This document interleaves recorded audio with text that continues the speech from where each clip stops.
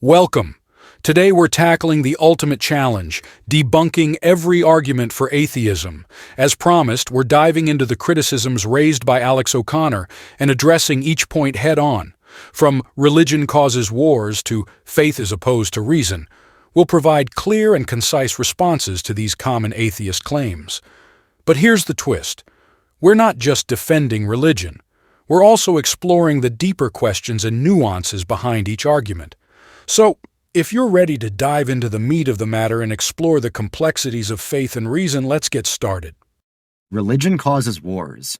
Well, actually, only 7% of all human wars were caused by religion, and if you remove Islamic wars, that number drops down to 3%. Right off the bat, this isn't really an argument for atheism, just for the idea that religion is harmful. Even if religion caused no wars at all, that's no actual evidence that any religion is true. Still, even if religion only causes 7% of wars, isn't it a problem that it causes any wars? The claim is not that religion causes all wars, or even most wars, just that it sometimes causes wars. I mean, to use a crude example, as far as I'm aware, National Socialism only ever caused one war. One out of the thousands that we have documented. But of course, even if the vast majority of wars were started for other reasons, it's still a problem that this caused a war at all. Not a perfect analogy, but you get what I'm saying. And it's worth asking, wherever there is a totally non-religious conflict, do you think that such a conflict would be calmed or exacerbated if we were to introduce religious conviction? Perhaps only the correct religion would make things better. That's fine, you can hold that position, but then even a believer can accept that many religions do often cause conflicts, or at least make them worse. A lot of evil has been done in the name of religion. This is true, but the most murderous people in human history have been atheists. This doesn't mean religion is true, it just means you can't use that as an argument against it. I just want to point out that whilst religious violence is motivated by religious beliefs, atheist violence is rarely motivated by atheism. It's at best permitted by someone's atheism, but then religious violence is also permitted by the person's religious beliefs as well as being encouraged by them. But okay, on the Hitler thing.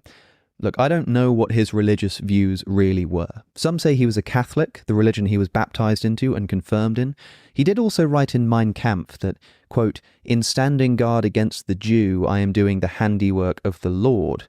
Not a particularly atheist statement, but then Hitler was probably quite good at, well, lying. And perhaps the belief of some, even to this day, that he was a convicted theist is just a testament to the strength of his propagandic efforts. But if he was lying, and didn't actually believe in God, then it's worth asking why he would think that lying about being religious would make his fascist campaign more successful. Whatever his own views personally were, he had every Nazi soldier wear belt buckles inscribed with the words "Gott mit uns," God with us. Clearly, even if he was personally an atheist, Hitler recognized that belief in a creator God can give people the confidence to do all kinds of evil. God killed tons of people in the Bible. Well, it's actually way more than that. God numbers everyone's days. He's the giver of life, so he can take it, especially if people sin. It's a hell of a response to the problem of natural evil.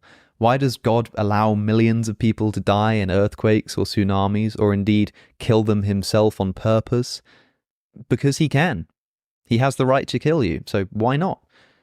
There isn't much I can say to challenge this. Maybe this is just God's right, I don't know. As a Christian, I understand that you have concerns about religion causing wars, people doing evil in the name of religion, and the portrayal of God in the Bible. Allow me to address each of these points in order. Religion and wars. While it is true that throughout history some conflicts have been associated with religious differences, it is important to recognize that religion itself is not the sole cause of wars. Wars are often complex, multifaceted issues influenced by various factors, including political, economic, and social motivations. It is the misuse and misinterpretation of religious teachings by individuals or groups that can lead to violence. As Christians, we are called to promote peace and reconciliation, following the example of Jesus Christ. Evil in the name of religion. Sadly, there have been instances where individuals have committed acts of evil in the name of religion. However, these actions do not truly reflect the core teachings of Christianity. Jesus Christ taught love, compassion, forgiveness, and justice. The actions of a few should not overshadow the countless individuals motivated by their faith to do good, provide humanitarian aid, and promote social justice. God's actions in the Bible. It is understandable that you may question the portrayal of God in certain instances of the Bible. It is important to approach these texts with an understanding of their historical and cultural context. The Bible contains a diverse range of genres, including historical accounts, poetry, prophecy, and wisdom literature. When examining passages that seem to depict God as causing harm, it is essential to consider the broader context and the overall message of the Bible, which emphasizes God's love, justice, and desire for humanity's well-being. As Christians, we believe that God is ultimately good, just, and loving.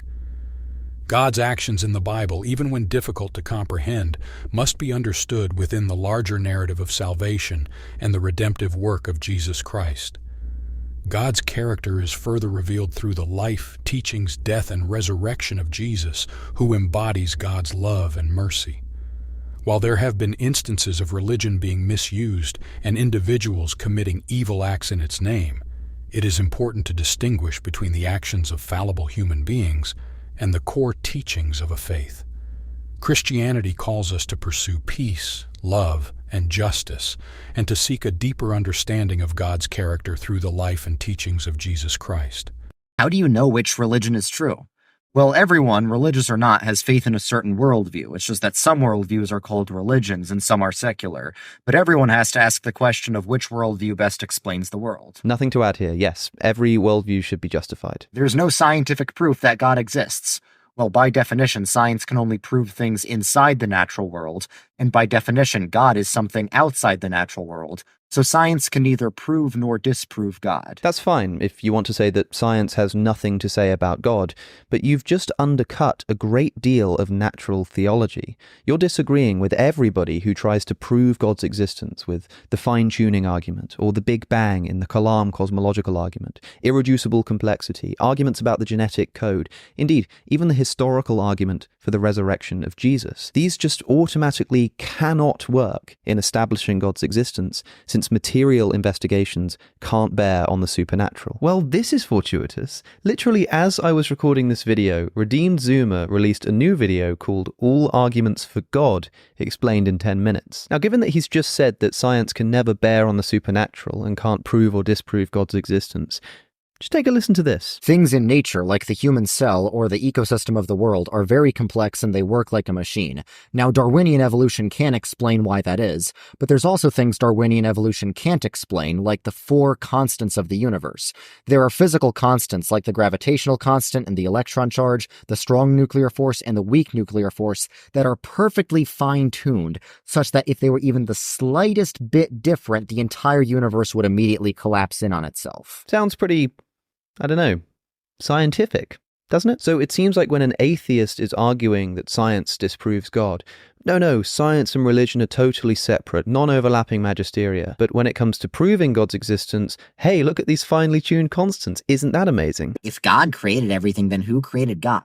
Well, God is defined as the uncaused causer. Everyone knows there needs to be a first cause at the beginning of the chain of all events in the universe, and it makes a lot more sense for that first cause to be a personal God who caused things for a reason, rather than some random impersonal force. Yeah, everybody knows that. Right? Sure, first cause arguments are powerful and interesting. I've already discussed them ad nauseum, but briefly, I suppose I'd agree that if they are successful in establishing a first cause, it wouldn't really make sense to ask what caused that cause. Giving it attributes of traditional theism, however, is of course a separate question. Determining which religion is true can be a deeply personal and subjective journey in the sense of accepting the facts being presented to be true. That is a personal decision. As a Christian, I believe that Christianity is true based on several factors, including historical evidence, philosophical reasoning, and the transformative power of its teachings. Historical evidence supports the claims of Christianity. The life, death, and resurrection of Jesus Christ are well-documented historical events. The testimonies of eyewitnesses, the existence of early Christian writings, and the growth of the early church provide substantial evidence for the truth of Christianity. Philosophical reasoning can also lead one to consider the validity of Christian beliefs. The existence of morality, the complexity of the universe, and the fine-tuning of the natural laws all point to the existence of a creator.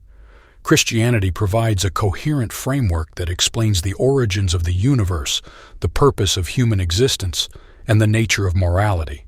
Regarding the question about scientific evidence for God, it is true that science operates within the realm of empirical observation and experimentation. Science seeks to explain the natural world through physical laws and mechanisms. God, being a spiritual and transcendent being, is not subject to direct scientific observation or experimentation. However, science can provide insights that point to the existence of God. The intricate design and order found in the natural world, the fine-tuning of the universe to support life, and the existence of moral values and consciousness all suggest the presence of an intelligent creator. While science cannot directly prove the existence of God, it can lead us to consider the possibility of a divine source behind the universe.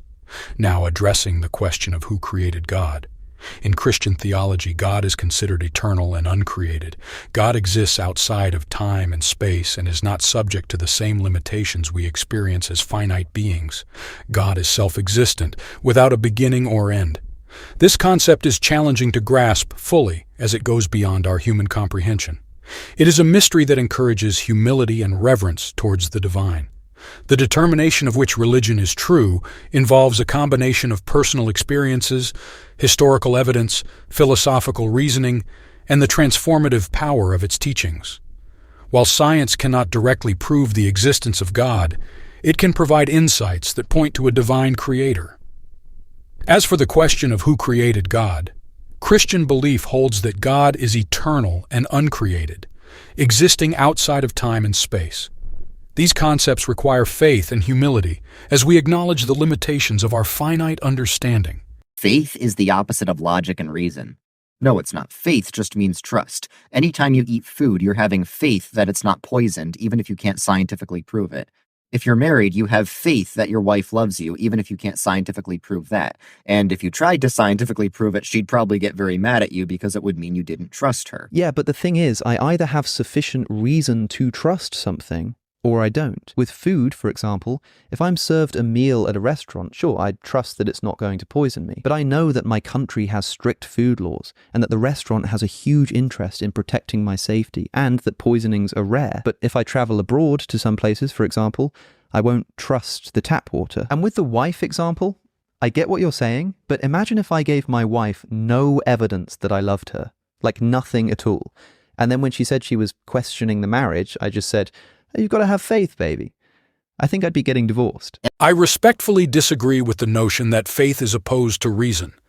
In fact, I believe that faith and reason can coexist and complement each other in our understanding of the world and our beliefs.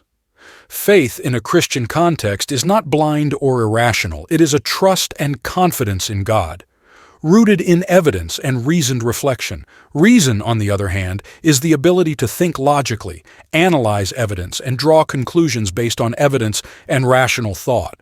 Christianity encourages the use of reason to explore and understand the world. The Bible encourages believers to love the Lord your God with all your heart and with all your soul and with all your mind. Matthew 22:37. This implies that we are called to engage our intellectual faculties and seek understanding through thoughtful reflection and study.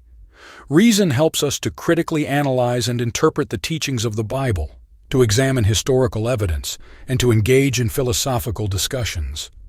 It allows us to explore the compatibility between faith and scientific discoveries, to grapple with complex theological questions, and to seek coherence in our beliefs. However, it is important to acknowledge that reason has its limits. There are aspects of faith that go beyond the scope of human reason and understanding. Faith requires trust in something beyond our own limited comprehension. Faith and reason can be seen as two complementary ways of apprehending truth. Reason may provide evidence and arguments that support faith, but faith goes beyond what reason alone can prove. Faith involves trust, personal experiences, and a relationship with God that cannot always be fully explained or understood through reason alone. Faith and reason can work together harmoniously in our pursuit of truth. Christianity encourages the use of reason to explore and understand the world, while also recognizing that faith involves trust in something beyond our intellectual grasp. Faith and reason are not opposed to each other, but rather can enrich our understanding and deepen our relationship with God. Thanks for watching. If you enjoyed this video, please like and subscribe for more thought-provoking content. Don't forget to click on the notification bell to stay updated on our latest episodes, including the next installment of our series, Debunking the Debunker, a response to atheist arguments. Join us as we dive deeper into the fascinating world of apologetics and explore the counter-arguments to common atheist claims. See you in the next episode.